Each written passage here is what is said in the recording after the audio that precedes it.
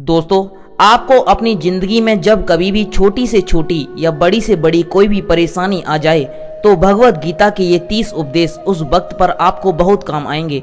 यह पवित्र विचार आपके लिए समझना और उसे जीवन में अनुकरण करना बहुत ही आवश्यक है। और ये 30 उपदेश 30वें से शुरू होकर के पहले उपदेश पर समाप्त होगी, इसलिए वीडियो को आखिर तक पूरा ध्यान से सुनें ताकि आपके भी जीवन में कल्याण हो सके। गीता का 30वां उपदेश है अवश्यमेव भोक्तव्यम कृतम कर्म शुभाशुभम, कि कर्मों का फल तो भोगना ही पड़ेगा, चाहे कोई कितनी ही होशियारी कर ले, पर कर्मों का डंडा सबको लगेगा। अगर आपने अच्छे कर्म किए हैं तो वह जाने अनजाने में किसी मुश्किल वक्त पर आपको वह अच्छे कर्म उस मुश्किल वक्त से बचा ही लेंगे। अगर आपने गलत कर्म किए हैं, पाप किया है, तो उसकी सजा भी आपको जरूर मिलेगी। तो इंसान कितना ही छुपकर कर्म कर ले, चाहे वह कितना ही चालाकी से कर्म करे, लेकिन कहते हैं ना, उस परमात्मा के ईश्वर के चारों तरफ कैमरे लगे हुए हैं। हमारे एक एक कर्म पर वह प्रकृति, वह परमात्मा अपनी दृष्टि बनाए रखते हैं। हमारे एक एक कदम का हिसाब होता है। इसे हम एक कहानी से समझाते हैं। एक गांव में दो मित्र रहते थे।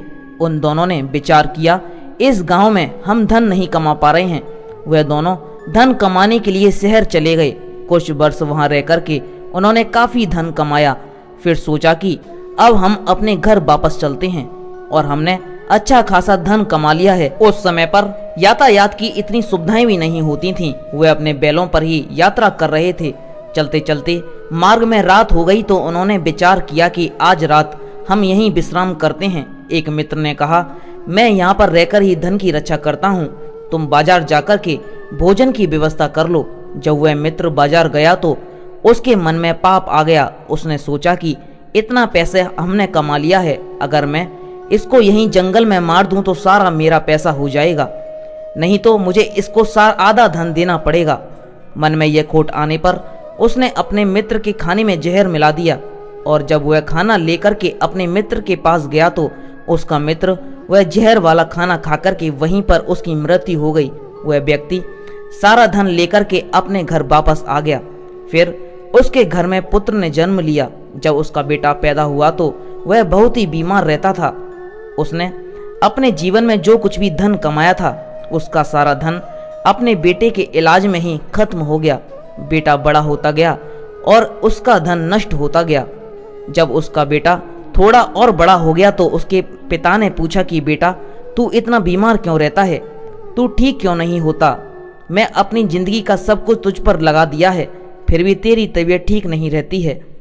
तो उसके बेटे ने बोला कि कौन सा बेटा, कौन सा पिता, मैं तो तेरा वही मित्र हूँ जिसको तूने जंगल में जहर देकर के मार दिया था। मैंने अपना वही हिसाब पूरा करने के लिए तेरे पुत्र के रूप में तेरे घर में ही जन्म ले लिया है। अब तेरा मेरा हिसाब बराबर, अब मेरा जीवन यही समाप्त होता है। तो गीता का उपदेश हमें यही सिखाता है कि कोई अपने आप को कितना भी चालवा समझता है या होशियार समझता है, लेकिन अगर उसने गलत कर्म किए हैं, चाहे आज नहीं तो कल उसको वह फल भोगना ही पड़ता है। कोई भी व्यक्ति अपने किए हुए कर्म से बिना उसको भोगे कभी छूट नहीं सकता। गीता का 29वां उपदेश है कि आपके सारे दुखों का कारण किसी को अपना मानना है। आप कभी गौर करना, आपकी जिंदगी में सारे दुख, सारी तकलीफें, सारी चिंताएं वहीं से आते हैं जहां आपका अपमान होता है कि यह मेरा है, यह मेरा अपना है। यहीं से आपकी जिंदगी में दुख का आना शुरू होता है। इसे एक छोटी सी कहानी से समझते हैं। एक व्यक्ति के पास एक बहुत बड़ा महल था।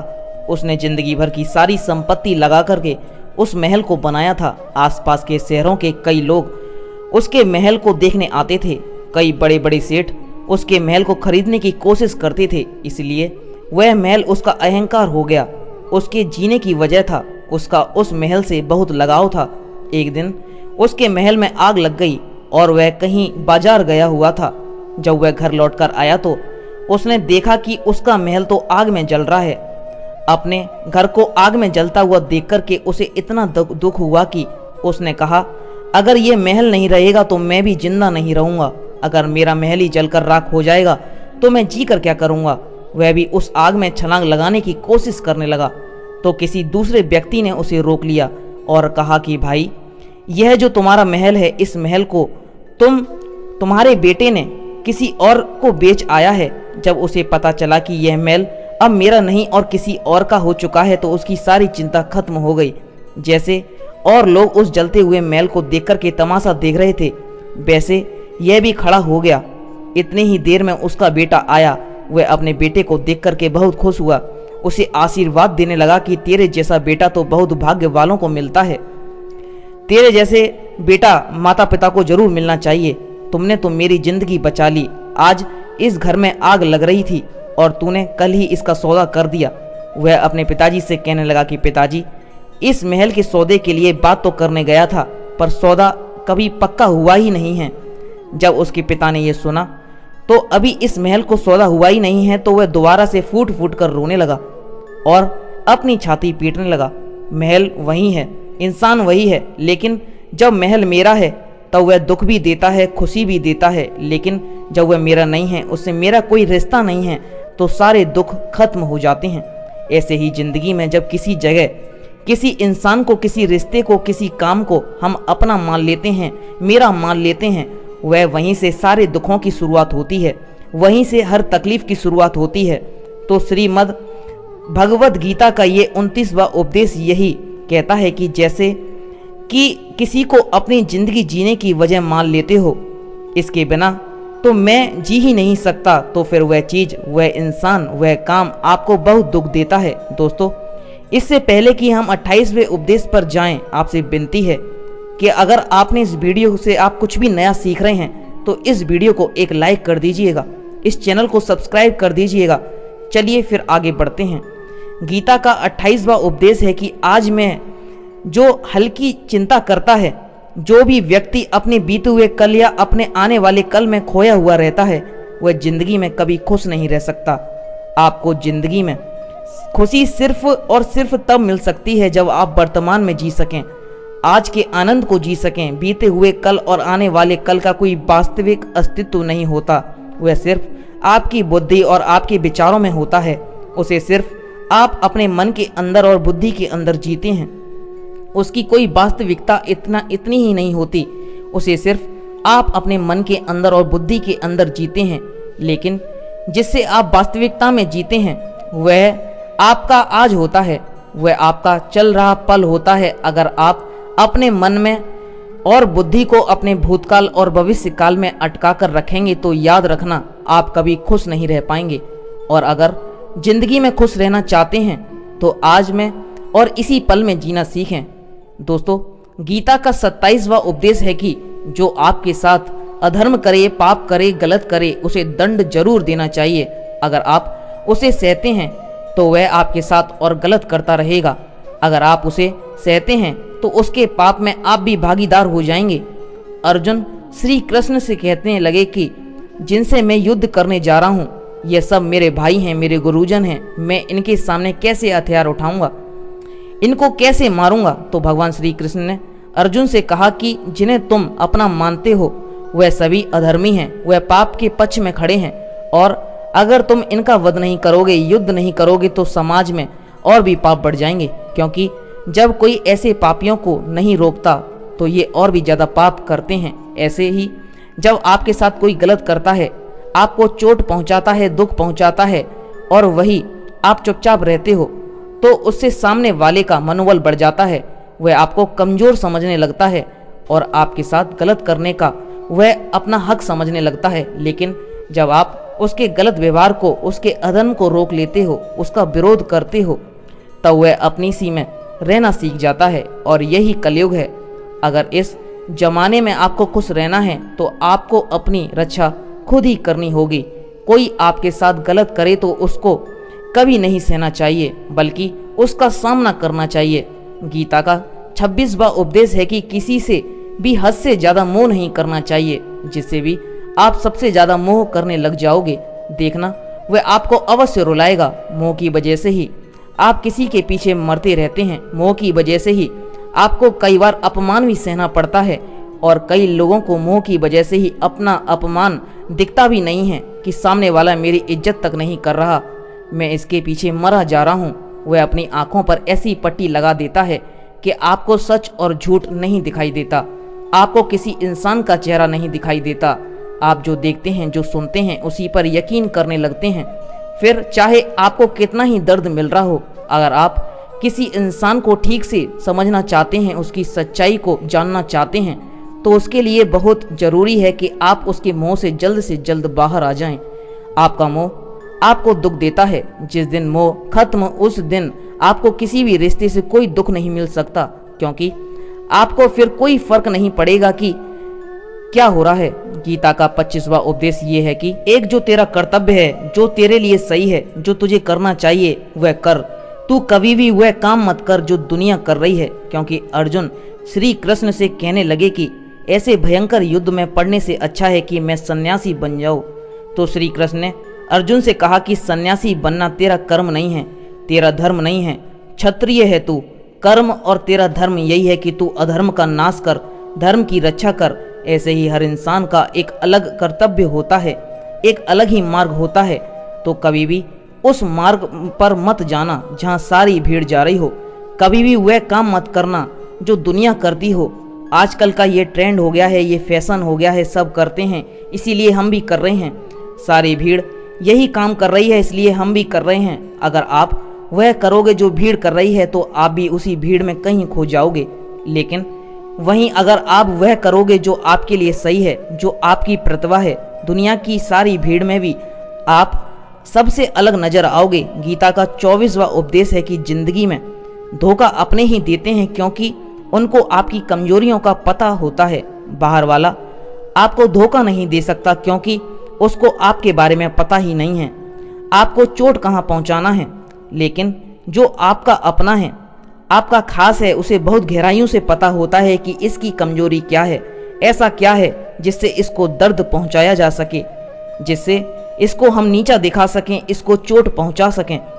यह कलयुग है, इसमें बाहर वाले से नहीं, हमारे अपने हैं, उनसे ही सावधान रहना चाहिए। महाभारत का युद्ध 2 अलग अलग राज्यों में नहीं हुआ था, बल्कि एक ही परिवार के भाइयों में हुआ था। सभी आपस में एक ही वंश के लोग थे। कितनी बार दुर्योधन ने जहर देकर भीम को मारना चाहा, ना जाने कितनी बार दुर्योधन ने पांडवों को जान से मारने की कोशिश की। वह उसका कोई पराया नहीं था, बल्कि उसका भाई था। सारी लड़ाइयाँ घर के अंदर ही होती हैं, बाहर कौन लड़ेगा। हमसे घर में ही सारे झगड़े होते हैं। तो आपको चोट सिर्फ वही पहुंचा सकते हैं जो आपके अपने हैं। आपको धोखा सिर्फ वही दे सकते हैं जो आपके अपने हैं। गीता का 23वां उपदेश है कि जो इंसान अपनी रक्षा खुद नहीं कर सकता, उसकी रक्षा भगवान भी नहीं कर सकते। श्री कृष्ण अर्जुन से कहते हैं कि अर्जुन तू हर काल में मेरा स्मरण करते रहना और युद्ध भी करते रहना। तो अर्जुन ने श्री कृष्ण से पूछा कि यह युद्ध तो कुछ ही दिनों में समाप्त हो जाएगा, लेकिन आप कह रहे हैं कि तू हमेशा मेरा स्मरण करते रहना और युद्ध करते रहना। हमेशा युद्ध करने का क्या मतलब है? तो श्री कृष्ण ने अर्जुन से कहा कि यह जिंदगी ही रणभूमि है। इस जीवन में सुख दुख आते ही रहेंगे और तुझे उनका डट के मुकाबला करना है। श्री कृष्ण ने यह नहीं कहा कि तू चुप करके बैठ जाना और मैं लड़ाई करूंगा। बहुत गहराई है गीता के ज्ञान में। हमारे जीवन की डोर भी संभाल के ईश्वर बैठे हुए हैं, लेकिन युद्ध ही करना है। ईश्वर को याद करना है कि हे ईश्वर, मुझे शक्ति देना, मुझे समझ देना, कि मुझे बुद्धि देना, ताकि मैं अपनी ज़िंदगी की सारी लड़ाइयाँ जीत सकूं, मैं ज़िंदगी में सही मार्ग पर चल सकूं। लेकिन आपको अपनी लड़ाई खुद ही लड़नी पड़ती है। जो लोग ये कहते हैं कि हम कुछ भी नहीं करेंगे, सब ईश्वर करेंगे, तो कहते हैं कि आलसी इंसान को देखकर तो भगवान भी घबरा जाते हैं। यह कुछ नहीं करेगा। भगवान ने बुद्धि दी है, समझ दी है, ईश्वर आपको प्रेरणा देते हैं, शक्ति देते हैं, लेकिन आपको अपनी रक्षा स्वयं ही करनी पड़ेगी। गीता का 22वां उपदेश है कि कोई भी ऐसी गंदी आदत खुद को मत लगने देना जो आपकी जिंदगी को बर्बाद कर दे। कहीं ना कहीं महाभारत का यह युद्ध एक जुआ की आदत की वजह से शुरू हुआ था। सारा खेल वहीं से शुरू हुआ था।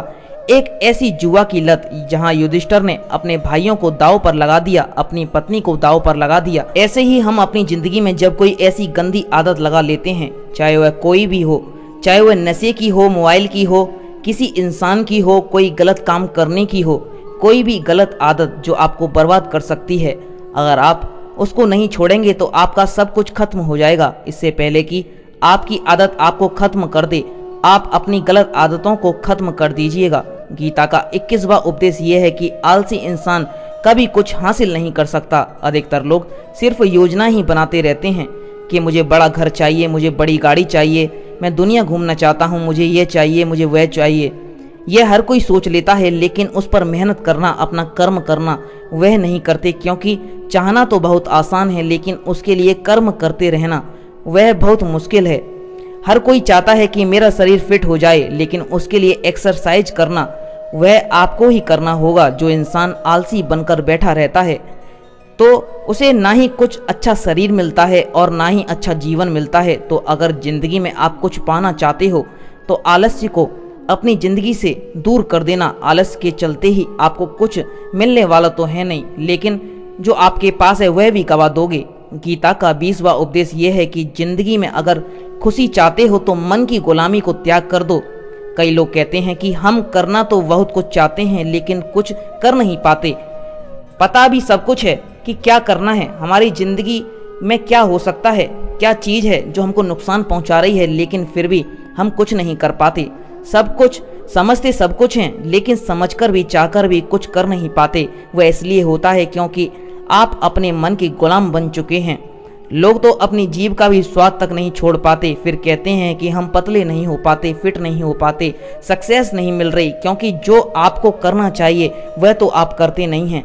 आपका मन सब कुछ समझकर भी आपको वह करने ही नहीं देता। इसलिए जिंदगी में अगर आगे बढ़ना है, अपने मन के अनुसार चलना छोड़ दो। जो आपके लिए यह सही है वही आपको करना चाहिए। गीता का 19वां उपदेश यह है कि जो आपका है वह आपको मिलकर ही रहेगा, और जो नहीं मिला है उसके लिए रोना छोड़ दो। आप जिसके लिए जितना रोओगे वह चीज़ आपसे उतनी ही दूर चली जाएगी, और जो चीज़ आपकी सच में है वह कहीं ना कहीं से आपके पास जरूर आ जाएगी। इसलिए जो आपको ज़िंदगी में हासिल नहीं हो रहा है, हासिल नहीं हुआ है, उसका पछतावा करना, उसके लिए रोना आपको बिल्कुल बंद कर देना चाहिए। गीता का 18वां उपदेश यह है कि आप संसार में जितना प्रेम लगाओगे उतना ही जीवन में दुख और पीड़ा का अनुभव करोगे। गीता का 17वां उपदेश यह है कि जिस इंसान को बात बात पर क्रोध आता है, सुख और शांति उसके जीवन में कभी नहीं आ सकते। क्योंकि जो इंसान बहुत ज़्यादा क्रोधी होता है उसके सारे मित्र उसे छोड़कर चले जाते हैं। वह अपने मन में भी दर्द में ही जीता रहता है, तकलीफ़ों में जीता है। ज़्यादा गुस्सा करके या ज़्यादा क्रोध करके जो भी आपके पास है ना, वह आप उसे खो देते हैं। ऐसे इंसान को शांति कभी नहीं मिलने वाली है। इसलिए अपनी ज़िंदगी में शांति अगर चाहते हो तो बात बात पर गुस्सा करना छोड़ दीजिए। गीता का 16वां उपदेश यह है कि चाहे आप किसी की मदद करें या ना करें, लेकिन जानबूझ करके कभी किसी का दिल नहीं दुखाना चाहिए। क्योंकि जब आपकी वजह से किसी का दिल दुखता है तो याद रखना आपको भी वही दर्द एक दिन जरूर मिलेगा। लेकिन आप किसी का दिल दुखाते हैं तो आपको भले पता ना हो, लेकिन जब कोई भी आपका दिल दुखाता है तब आपको समझ में आ जाएगा कि दिल पर चोट लगने की वजह से कितना दर्द होता है। इसलिए चाहे आप किसी की मदद करो या ना करो, लेकिन किसी का दिल कभी नहीं दिखाना चाहिए। गीता का 15वां उपदेश यह है कि जो मुश्किल वक्त में, जो दुख के समय में आपका साथ दे, सिर्फ वही अपना है। बाकी सब अपनेपन का नाटक करने वाले लोग बहुत होते हैं, बड़ी बड़ी बात करते हैं। बहुत लोग होते हैं जो बड़ी बड़ी बात करेंगे कि हम आपसे बहुत प्रेम करते हैं, कोई भी दुख हो, कोई भी तकलीफ हो, हमें याद कर लेना। दुख उठाने की बात करते हैं, लोग आने जाने की बात करते हैं, हाथ मिलाना तो ठीक से नहीं जानते, और दिल मिलाने की बात करते हैं। जब सच में आपकी ज़िंदगी में तकलीफ आएगी ना, तो आपको समझ में आ जाएगा कि आपका साथ देने के लिए कौन खड़ा है और कौन भाग गया है। क्योंकि उस समय सारे लोग भाग जाते हैं, क्योंकि लोगों को पता होता है कि यह व्यक्ति हमारे पास आया है तो हमसे मदद ही मांगेगा और वह हमें कुछ दे नहीं पाएगा। लोग आपसे सिर्फ तभी रिश्ता रखते हैं जब आप उन्हें कुछ दे सकते हैं और आपसे उन्हें कुछ फ़ायदा हो सकता है। लेकिन जब लोगों को ये पता चलता है कि समझ में आ जाता है कि उनको आपसे कोई फ़ायदा नहीं होने वाला, बल्कि उनको तो आपकी मदद करनी पड़ेगी, तो वह आपको दूर से ही देखकर भाग जाते हैं। इसीलिए आपके मुश्किल वक्त में आपके साथ खड़ा हो सिर्फ वही आपका अपना होता है। बाकी इस दुनिया में सब पराये होते हैं, क्योंकि सिर्फ अपना अपना कह देने से कोई अपना नहीं हो जाता। गीता का 14वां उपदेश है कि जो भी होता है अच्छे के लिए होता है, जो हो रहा है वह भी अच्छे के लिए ही हो रहा है, और जो आने वाले भविष्य में होगा वह भी अच्छे के लिए ही होगा। वैसे ये बहुत गहरी बात है कि कुछ चीज़ें ज़िंदगी में ऐसी होती हैं जो हमें लगता है कि मेरे साथ ही ऐसा क्यों हुआ है, मेरे साथ ही होना था ये सब। लेकिन जब वक्त गुजर जाता है एक दिन हमको समझ आ जाता है कि अगर हमारे साथ ये सब नहीं होता तो आज हम इस मुकाम पर नहीं होते। अगर मेरे साथ ये सब नहीं होता तो शायद हमारी ज़िंदगी और भी बर्बाद हो सकती थी। इसलिए हमें ये समझ में आ जाए कि ज़िंदगी में जो कुछ हो रहा है वह सब अच्छे के लिए ही हो रहा है, तो जीवन में हमेशा खुश रहेंगे। गीता का 13वां उपदेश है कि हर काम को समझदारी से करना चाहिए, लेकिन उन्हें कुछ हासिल नहीं होता। जो बहुत लोग कहते हैं कि हम तो मेहनत बहुत करते हैं तब भी जिंदगी में सफलता हासिल नहीं हो रही है, लेकिन सच्चाई ये है कि बहुत कुछ करने से, बहुत मेहनत करने से आपको सफलता नहीं मिलेगी, लेकिन सही तरीके से, सही समझ के साथ काम करने से आपको जिंदगी में सफलता अवश्य मिलेगी। गीता का 12वां उपदेश है कि कभी भी किसी भी चीज की अति नहीं करनी चाहिए। कोई भी चीज हद से ज़्यादा नहीं करना चाहिए। किसी से भी प्रेम हद से ज़्यादा नहीं करना चाहिए। किसी से नफरत भी हद से ज़्यादा नहीं करना चाहिए। हद से ज़्यादा मीठा भी खराब हो जाता है, हद से ज़्यादा कड़वा भी खराब हो जाता है। हद से ज़्यादा आराम भी आपको बीमार कर सकता है, हद से ज़्यादा खाना भी आपको बीमार कर देगा। हद से ज़्यादा भूखा रहना भी आपको नुकसान ही पहुँचाएगा, और हद से ज़्यादा जागना भी आपको बहुत ज़्यादा नुकसान पहुँचाएगा। इसलिए जीवन को संतुलन के साथ जीना चाहिए।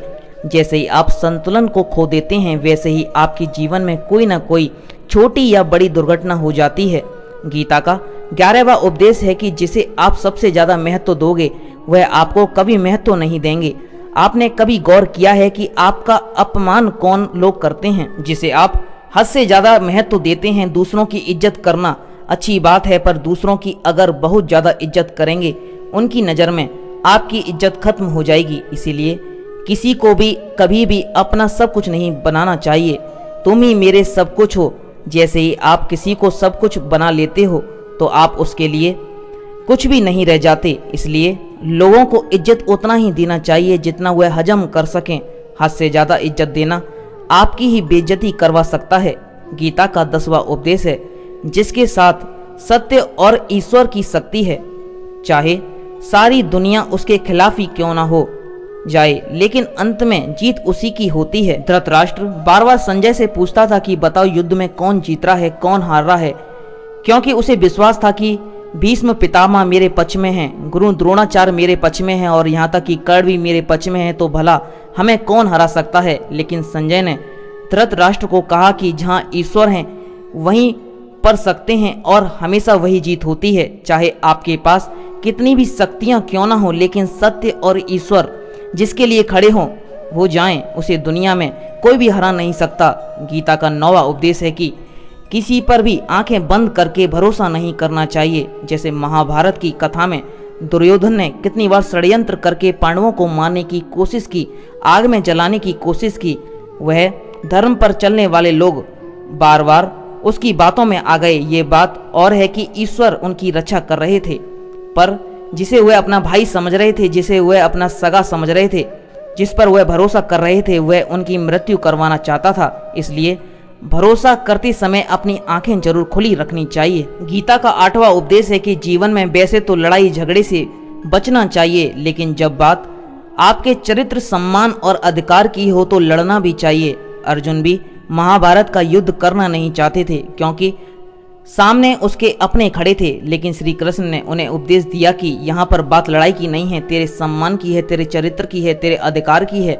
जो द्रौपदी के साथ कौरवों ने भरी सभा में अपमान किया, उसे नग्न करने की कोशिश की, इतना बड़ा अधर्म किया, वह तुम्हें कभी नहीं सहना चाहिए। इसलिए बात जब अपने चरित्र पर आ जाए, आपके सम्मान पर आ जाए, तो चाहे वह अपना ही क्यों ना हो, आपको उसके साथ अवश्य ही लड़ना चाहिए। गीता का 7वां उपदेश है कि चाहे कितना भी बुरा वक्त आ जाए, लेकिन जो इंसान जिंदगी में कभी हिम्मत नहीं हारता वह सब कुछ हासिल कर सकता है। जब पांडव लोग जुए में सब कुछ हार गए तो उनको 12 साल के लिए वनवास मिला और एक साल के लिए अज्ञातवास। वह भिक्षा मांग के अपनी जिंदगी को पालते थे, भयानक जानवरों के बीच जंगलों में भटकते रहते थे, लेकिन इतना मुश्किल वक्त झेलने के बाद भी आखिर में विजय उन्हीं की हुई, क्योंकि उन्होंने अपने अंदर कभी हिम्मत नहीं खोई। ऐसे ही आपकी जिंदगी में कितना ही मुश्किल वक्त क्यों ना आ जाए, लेकिन आपके अंदर अगर हिम्मत है तो जीत आपकी अवश्य होगी। गीता का 6वां उपदेश है कि जो किसी और का है उस पर कभी भी अपना अधिकार नहीं जमाना चाहिए, कभी कब्जा नहीं करना चाहिए। जब शकुनी ने षड्यंत्र करके पांडवों को हस्तिनापुर से अलग करवा दिया, एक राज्य दे दिया जहाँ की भूमि भी बंजर थी, जहाँ और कुछ नहीं हो सकता था, लेकिन पांडवों ने उस शहर को इतना सुंदर बना दिया कि इतना वैभवशाली बना दिया कि हस्तिनापुर भी उसके आगे फीका लगने लगा। और उसके वैभव को और सुख को देखकर दुर्योधन अंदर ही अंदर जलता था, और इसलिए उसने कई षड्यंत्र करके उनका वह खांडव प्रस्थ भी उनसे छीन लिया। जो चीज उनकी नहीं थी उस पर भी कब्जा किया। तो उसका आखिर में परिणाम यही हुआ कि जो चीज उनके पास थी वह भी उसके पास नहीं रही, उसे गंवाना पड़ गया। इसलिए जो आपका नहीं है कभी भी उस पर अधिकार नहीं जमाना चाहिए। गीता का 5वां उपदेश है कि वो इंसान जिंदगी में सफल माना जाएगा जो अंदर से हमेशा खुश रहता है। बाहर से तो सभी खुश दिखाई देते हैं, लेकिन अंदर से इंसान अशांति से भरा रहता है। बहुत पैसा कमा लिया, कामयाबी हासिल कर ली, लेकिन वह कामयाबी असली नहीं। असली कामयाबी तब मानी जाएगी जब आपका मन खुश रहता है। गीता का 4था उपदेश है कि आप जैसा अन्न खाओगे वैसा ही आपका मन और आपकी बुद्धि होगी। अब वैसा ही कर्म करोगे, वैसा ही आचरण करोगे। सात्विक अन्न खाओगे तो आपका मन भी सात्विक होगा, सात्विक व्यवहार भी करोगे, सोच भी आपकी अच्छी होगी। श्री कृष्ण ने भागवत गीता में सात्विक, राजसी और तामसी इन तीनों आहार का विस्तार से वर्णन किया है कि क्या खाना चाहिए, क्या नहीं खाना चाहिए। पर इसका निचोड़ यही है कि जो मनुष्य सात्विकता से भोजन करता है उसे जीवन में सुख और शांति अवश्य मिलते हैं। गीता का 3रा उपदेश है कि बुरा इंसान कभी अपनी बुराई नहीं छोड़ेगा, चाहे आप उसके साथ कितना भी अच्छा कर दें, वह आपको तकलीफें अवश्य देगा। इसलिए जो जैसा है आप उसके साथ वैसा ही व्यवहार करें। बुरे इंसान के साथ आप कितना भी अच्छा बन जाओ वह कभी अच्छा नहीं बनने वाला। दुर्योधन जंगल में पांडव को मारने के लिए गया था, लेकिन वहां पर भी लोगों ने दुर्योधन को पकड़ लिया। उसका मित्र कर्ण भी उसे छोड़कर भाग गया। वह भील दुर्योधन को मार देना चाहते थे, लेकिन युधिष्ठिर अपने भाई की रक्षा करने के लिए वहां पहुंच गया और उसके जीवन की रक्षा की। लेकिन उसके बाद क्या हुआ, वह हमेशा पांडवों को नुकसान ही करता रहा। इसलिए अगर कोई इंसान बुरा है उसके साथ आप ज़्यादा अच्छा बनने की कोशिश ना करो, जो जैसा है उसके साथ वैसा ही व्यवहार करो। गीता का 2रा उपदेश है कि मृत्यु से डरना व्यर्थ है। हर व्यक्ति के मन में मृत्यु का भय होता है। इस संसार का जब से निर्माण हुआ है तब से जन्म मृत्यु का चक्र चल रहा है, यह प्रकृति का नियम है। इस सत्य को स्वीकार करके भय मुक्त होकर आज में जीना चाहिए। किसी को भी आने वाले पल के बारे में कुछ नहीं पता होता, लेकिन इस संशय से भयभीत रहने से जीवन नहीं दिया जा सकता। गीता का पहला उपदेश है कि जो इंसान अपने कर्मों को समय पर खत्म नहीं करता, समय की कद्र नहीं करता, उसकी जिंदगी का सारा व्यर्थ ही समाप्त हो जाता है, क्योंकि समय ही आपका जीवन है। अगर आप अपने समय को व्यर्थ में नष्ट करते रहेंगे और उसे गवाते रहेंगे तो आपके जीवन में कुछ भी हासिल नहीं होगा। अगर कुछ जिंदगी में पाना चाहते हैं, समय की कदर करना चाहते हैं, समय की कदर हमेशा कीजिए। दोस्तों, व्यक्ति गीता के इन 30 उपदेशों को रोज सुनेगा, समझेगा तो जिंदगी की कितनी भी मुश्किल से मुश्किल घड़ी क्यों ना आ जाए, उसे ऐसे मुश्किल वक्त में भी रास्ता अवश्य मिलेगा। दोस्तों, अगर आपको ये वीडियो पसंद आई है तो इसे लाइक कर देना, अपने दोस्तों के साथ शेयर कर देना और हमारे चैनल को सब्सक्राइब करके बराबर वाले बेल आइकन को दबा लेना। अगर आपने इस वीडियो से वास्तव में कुछ सीखा है तो इस वीडियो को एक लाइक जरूर कर देना और कमेंट में जय श्री राधे कृष्णा अवश्य लिखिएगा। दोस्तों, सच में अगर आप इस चैनल पर नए आए हैं तो चैनल को सब्सक्राइब कर दीजिए और नोटिफिकेशन बेल आइकन को जरूर से दबा लें, जिससे हमारी वीडियो सबसे पहले आपको मिले। आपका यहाँ तक वीडियो देखने के लिए बहुत बहुत धन्यवाद।